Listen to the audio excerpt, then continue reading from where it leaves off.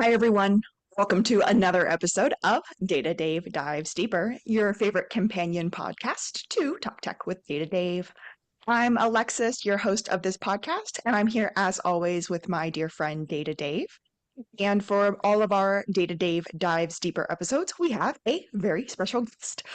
Before we introduce the special guest, I always like to remind our listeners if you have a question for Data Dave, please email it to us at talktech@d3clarity.com.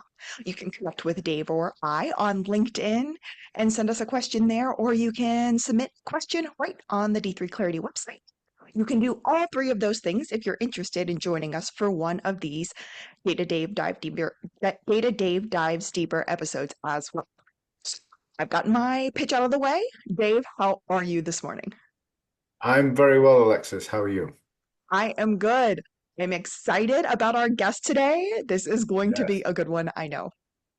Yes, and we're delighted to be joined today by Jonathan Mast from Whitebeard Strategies. And without saying very much about Jonathan, I'm going to ask him to introduce himself and take us away with his story as to how he got here and how Whitebeard Strategies came into being.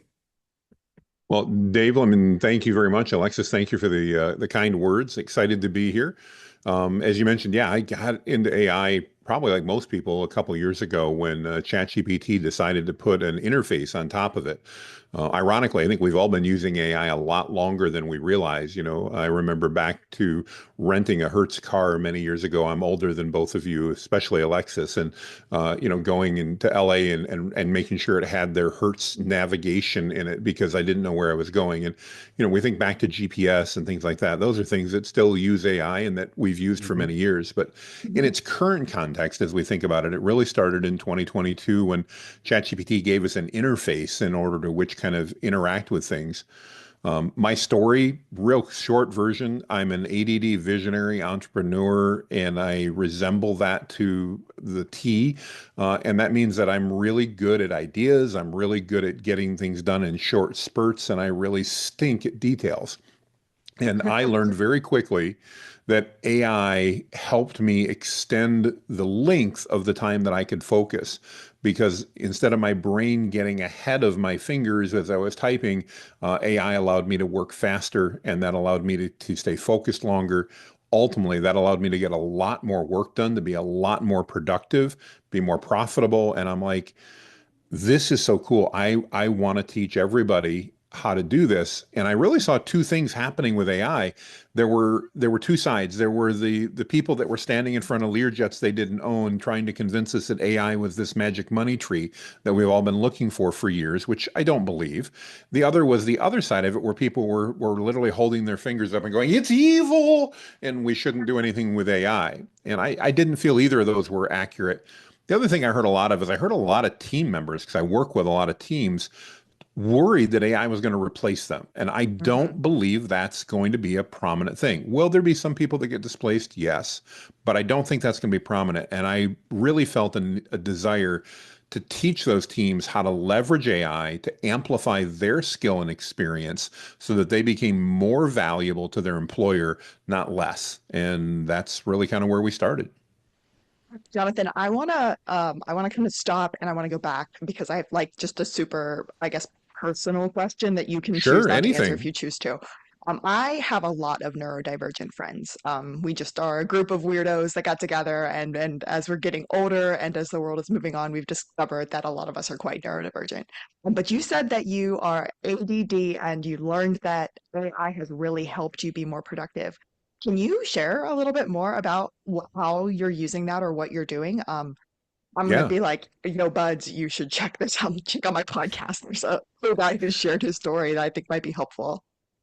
Yeah, so I actually got diagnosed at 43 years old. I'm 55 now. I got diagnosed 12 years ago, and it explained a lot. It's like, oh, that's why I do that. My wife Mhm. probably appreciated it more than I did just because of that. But one of the things that being diagnosed really helped me with was understanding that and leaning into my strengths. I'd spent most of my career trying to be and fix those things that I wasn't good at. For example, details and paperwork. I'm terrible at both of those. And I'd spent most of my career trying to be good at those things. And candidly, I failed miserably. And when I got diagnosed and learned what I was, I felt more comfortable leaning into the fact that, okay, this is how God created me. This is who I am. How can I do this better? Because I have a unique perspective on things. I have a unique brain. If you're neurodivergent, you certainly know what I mean by that. We have unique talents. And while society often looks at that as a negative, I look at it as my superpower, especially when I combine it with AI. And the biggest part of that for me, Alexis, is as someone with ADD or that's neurodivergent, I have the ability to really hyper focus. The problem is I can't hyper focus for a long time. And I never really understood why. I just knew from working and leading businesses and running businesses that I was really good for about 15 to 20 minutes of hyper focus. And in that 15 to Mhm. 20 minutes, man, I could get a lot done. The problem is I could only do that a couple times a day. Now, the good news is that literally in that, based on the right occupations, and I've been in sales and marketing most of my life, I could do enough that I could still get a full day's worth of work done with the little bits that I do throughout the day. But Mhm. my day actually was quite chaotic because it was always squirrel. Ooh, there's something new. I'd switch tabs in my browser and I would totally forget what I was trying to do because I'd see something else in the process. And it literally might be 4 in the afternoon, and I'd get back to a tab that I had been on at 7 in the morning and went, oh, yeah, I never got back to that. And I Yep. truly never thought about it all day long because I have having all these new squirrels that popped up. What AI has really allowed me to do, to get to your question, and sorry for all the backstory, No, no, I love it. AI has really allowed me to get things done faster before I get bored with them.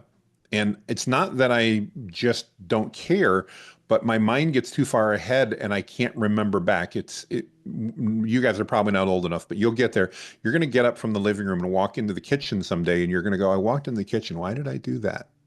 There was a reason when you left the living room that you were walking into the kitchen, but when you get to the kitchen, you can't remember. That was my day all day long. I'd be Mhm. switching tabs and I would literally be trying to remember, why did I press Alt Tab? There's a reason I was doing it. And sounds crazy, but that's just the way my brain would work. Mhm. AI has allowed me to do things so much faster that it's been really cool because I now get to explore some of my more creative side and things that I'm really interested in because I can get them done in a timely manner.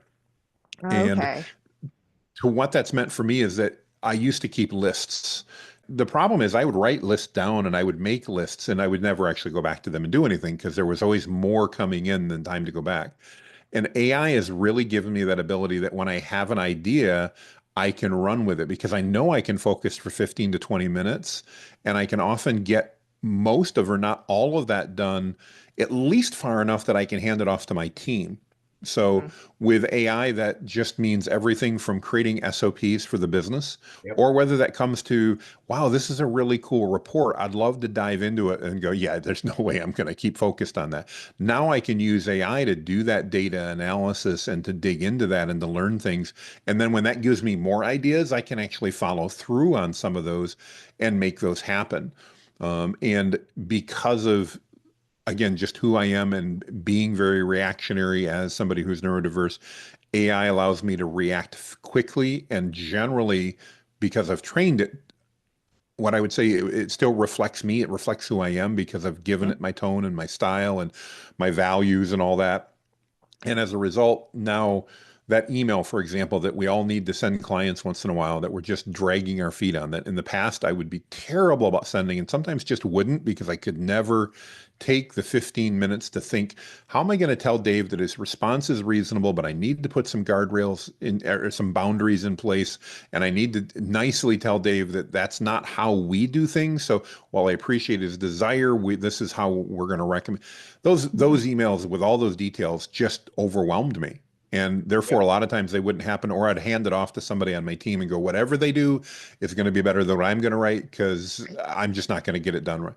Now I can literally, as I've explained it to you, I can go and tell AI, ChatGPT, Claude, Gemini, whatever, hey, Dave just sent me an email. I want to respond positively, but I need to draw a couple of boundaries in place and explain this. Help Mhm. me out. And in 3 to 4 seconds, I've got an email that is professionally written, that is respectful, that does what I asked it to do, and then I can go in and edit it, and it's much, much faster to edit that than it is to do anything else. So Yes. Yeah. literally, Alexis, I'm doing, and I'm not lying, hundreds of prompts a day for things. I could look back today if I pulled up my screen in ChatGPT. I've probably used it 30 times already, and we're recording Oh, this, in the morning, yeah. just because it's for everything from how do I respond to this to I need help with this, and it just lets me do that stuff faster, Mhm. and therefore I get a lot more done. Oh, that's a cool story. Thank you for sharing that with me. I really appreciate it. I was just really interested. I know Dave has Oh, like better things ask to me ask you, anything. but I was like, that's cool. I want to talk more about that. Okay. Thank you for the digression. Please go on. No, that is cool actually. And I think I resemble most of those remarks, except I've got an Alexis instead of a Chat GPT. He's Uh, got an Alexis, and Alexis has a Yeah, ChatGPT. I call her there we right. both. go. Um, It works. so what made you realize that AI was the answer or the assistant that you needed? What led you to that path? You must have been almost there before you found AI. What got you there? What got you over that hurdle? Um, I think to me it was just that practical experience, and in typical ADD ability, part of it was, I should really start a group teaching people about how I'm using AI because they might be interested. And I thought that I might find like, 20 of my friends or so, Alexis, like you mentioned, that would go, "Oh yeah, Jonathan, this is cool."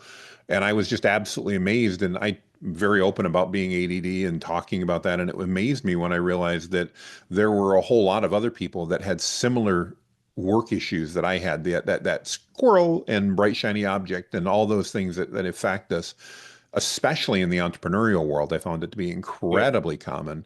And next thing I knew, we had 10,000 people, and then we had, 50,000, and then we had 100,000. And yesterday we just got over 370,000 people in that group. Today we're Oh, almost at congratulations. 372. Wow. And so to me it was okay. It wasn't that Jonathan had a brilliant idea. Jonathan had an idea, and AI let me actually go, "Oh, I'm going to pursue this one for just a hot minute." And the audience responded, and I'm like, okay, there is a need to discuss this. I'm very focused on practical AI. I'm not a theoretician because I'm ADD. I don't really want to talk about what it's going to do in 6 months. I want to know, what can I use it for today? How Right. can, your listeners today, while they're listening to this podcast or watching it, how can they grab their phone or open up another tab in their browser and do something while we're talking? That's the stuff that gets me really excited. And so I just started talking about it and been blessed. It's turned into a business. Hmm. Very good. So As what long is as we're it? as long as we're there before we go on, let's put a shameless plug in. You do have a business. You have your own podcast as well, right? Correct. Yeah. Yeah. Go ahead. Sure. Put your shameless plug in. Oh, okay. This is a Yeah. great time. So my business, it's Whitebeard Strategies. Imagine where I came up with that name, as Dave had mentioned. And we do AI coaching and masterminds. So if you're a business owner trying to figure out how to leverage AI in your business and you want practical ways to do it, reach out to me.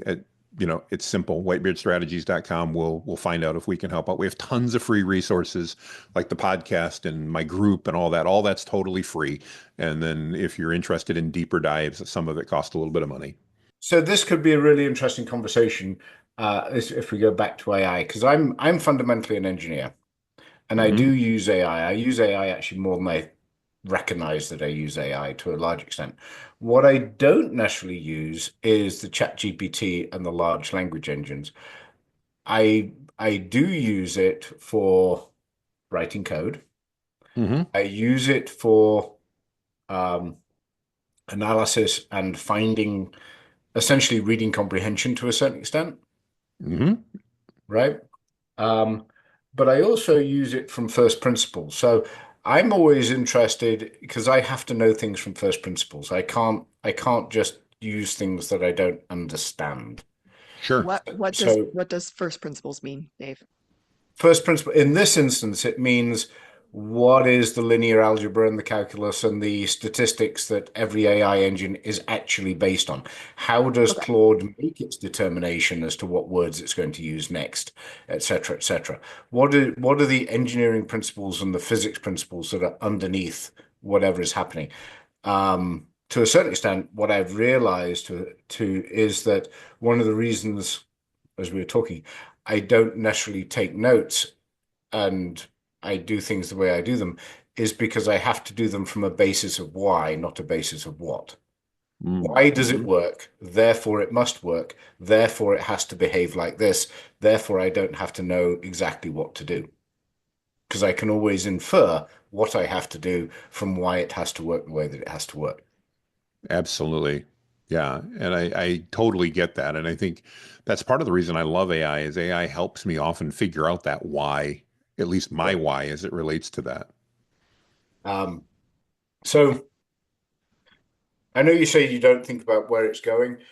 What are the biggest pitfalls that you see people falling into when they first start to embrace a let's use the phrase an artificial intelligence? I know we talked about it the other day. I don't like that phrase. I don't like that name. But Yeah, I don't what either. what are the biggest pitfalls and explain why you don't like that, Okay, I and was Well, I'll going to explain say I what I think do. before we I, go on, we have to explain why we don't like the word Well, I think artificial they're actually intelligence. they're tied together. I think the biggest Okay. mistake people make is that they actually assume we have artificial intelligence that can do things on its own, that can just go and run things. And that is not what we have today. We have incredibly smart predictive technologies, but we do not have sentient technologies that can, it's not like I can walk up to you, Alexis, and explain what I want done and know that, you know what, Alexis is a brilliant operations person and she's going to figure it out and she's going to come back with answers. Now, we're getting agentic AI, which is getting closer to that. But back to your question, Dave, I think the biggest mistake people make all the time is they assume that, AI can truly replace a person or replace them in what they're doing. And I believe that fundamentally AI amplifies skill and experience of the user. So if I teach you how to use it well and you're an experienced engineer, it's going to amplify that experience. If you're a heart surgeon, it's going to amplify that experience. If you're an operational excellence person, it's going to amplify that operational excellence. It could make me a Okay, no, it couldn't. I was going to say it could make me a passable operations person. It could not because I'm just that far down the path. But it can take someone that has operational skills and make them more productive, more efficient.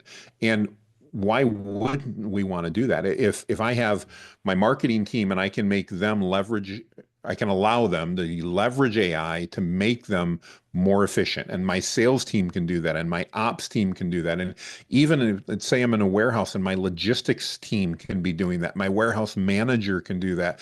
My guys driving forklifts can do it. And you go, what? Yeah, literally, there are aspects of AI.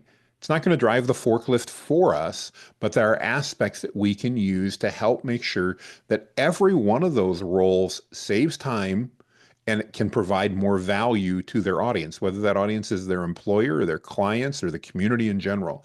That's my belief. And I think that's the mistake. Going back to your question, Dave, people assume that we actually have AI, that it's sentient, and that we can just go, oh, you know what? I'm in sales, so I need to get a list of 100 people that want to talk about AI, and I want somebody to reach out and contact all of them. And when it's done, I want you to deliver all of my training to them, and I'm going to go have a coffee and let me know when it's done. Doesn't work that way.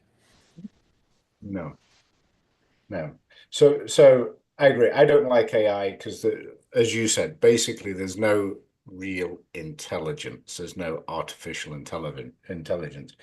We're missing a couple of things, right? We're missing invention, we're missing inspiration, and we're missing innovation from what AI can give us. Yes, Those are the things that we do as sentient beings without necessarily thinking about it. We get inspired, we innovate, we precisely. invent all the time.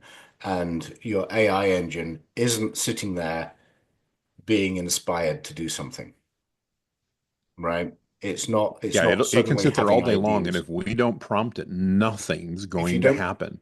yeah, if you don't prompt it, nothing is happening. It's certainly not going to, take a shower in the morning and decide that what color shirt it's going to wear, right? I mean, and it's the little things that provide us with our intelligence and our innate intelligence that makes us that sentient space. We have that inspiration, we have that Hmm. innovation, we have those ideas without necessarily being prompted, shall we say. I love that. Yeah. So that's my problem. Now, I very much appreciate machine learning and the fact that Hmm. machines can learn some of these problems. I do have a little bit of a problem with some of the machine learning, which is we've fallen into a little bit of a trap with some of the machine learning and some of the deep learning and that sort of thing, because they're still approximations, Yes. right? 100%. We're making approximations based off of evidence and we're making observations, which is very, very good. And I think it's allowing us to do some really interesting things, but we're not necessarily driving it through the full scientific method, which is observe, construct, right, predict with the Correct. observations, but then model and analytically learn, right? If you look at Newton's laws of motion, we can predict all day long from observations when something's going to hit the floor when we drop it. But it's not until we actually do the math and work out the predictive model that we get to be able to have a model that predicts what is happening in Newtonian physics, right? Until Correct. that point, it's just observation and interpretation or interpolation from observation, Hmm. Hmm. right? And to me, some of that is we can ignore with machine learning even we can ignore some of the causality in the variables that are causing an event to happen because we can hide them in 1,000 other variables, Correct. Yeah. right? 100%. And that to me is a little disturbing because I want to drive it to the next level. I want to understand the causality. I want to understand the mathematics behind the causality of an event, not just look at all the observations that have been done through history and then start to say, well, because of all those, I think it will probably occur like this. Yeah, and as you said, I think those are where some of the limitations come in. Right. It almost probably a bad example, but I'm old enough to remember the movie War Games when they started playing games of war with the computer, and the computer got Yep. confused and actually thought that it was a real war and was going to launch nuclear weapons. Hmm. That is absolutely in my mind a not the nuclear war, but that type of a thing happening is a danger if we rely too much on AI. And I think there are certainly people that are more than willing to do that because, like you mentioned, it's only using past data to predict future, and that doesn't take into account a lot of variables. But the interesting outcome to that movie is actually the solution they had was they taught it tic-tac-toe, Correct. which is if anybody plays tic-tac-toe and you play 1,000 or 1,000,000 games of tic-tac-toe, you realize that every game will end in stalemate. Hmm. And that's how they solved the problem, right? Because they taught it tic-tac-toe and then they applied that to nuclear war and it realized that any game it played would end up in a mutual loss and essentially stalemate. Exactly. Yeah.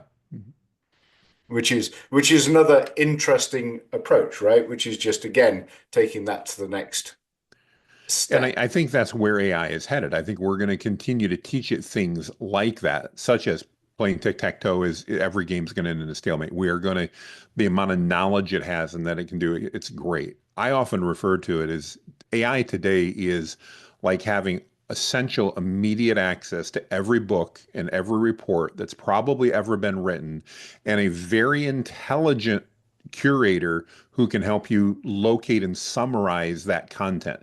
Can't give you the exact content. It's not going to go out and say, all right, this is what was in chapter 3 on page 14 of this book, but it can summarize the book and it can tell you what the book was about. The problem it is when it comes to topics is if you've been to Barnes and Noble, you know that when you go to look for a book on a topic, there's not just one.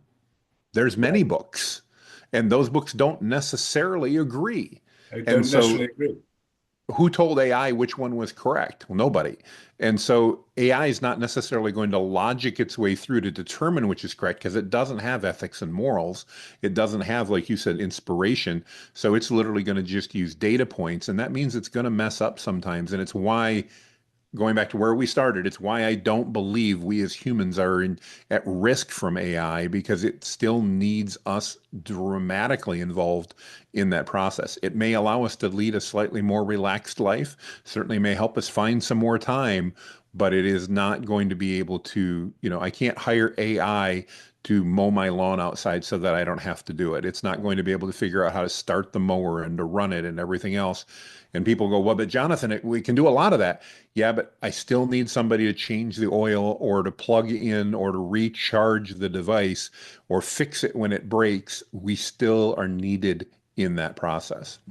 Thank you for joining us, Jonathan. Thank you, Dave, as always, for being with us. Listeners out there, if you have a question for Data Dave, one more time, email us at talktech@d3clarity.com. If you're interested in joining us for one of these Data Dave Dives Deeper episodes, you can also reach out to us at that email address or connect with us on LinkedIn or the D3 Clarity website. Gentlemen, it's been wonderful. Thanks for being with me today. Thank you. Thank you. If you have a question for Data Dave, reach out to us at talktech@d3clarity.com. We'll be happy to answer your question in the podcast. Thanks. Talk Tech with Data Dave is proudly brought to you by D3 Clarity, your partner in AI, data, and cloud innovation. At D3 Clarity, we offer industry-leading solutions designed to transform your business and drive lasting success. From tailored consulting services to cutting-edge technology strategies, we're here to take your operations to the next level. Ready to unlock your tech potential? Learn more at d3clarity.com.